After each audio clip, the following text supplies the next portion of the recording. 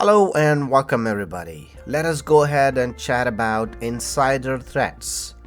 You will find them in the most unexpected places and we will overlook them as well.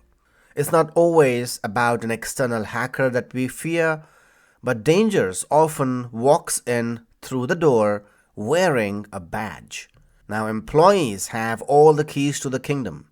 They have access to the most sensitive and critical data. They are the most loyal defenders within your organization, but just one disgruntled employee, one tempted soul to turn the tables and become an insider threat. We all know about the famous story of Edward Snowden, don't we? It's a classic case where a trusted NSA contractor turned into a whistleblower. Classified information was leaked, and that really shook the world. His actions sparked global debates on privacy and surveillance. There's another case of a major bank employee who siphoned off millions over years undetected.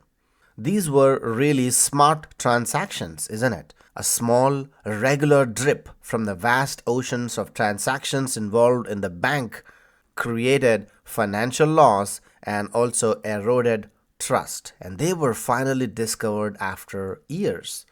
Now, this is a high stakes game. Companies fortified themselves with layers and layers of security products, and we go through the processes of vetting the high tech surveillance as well.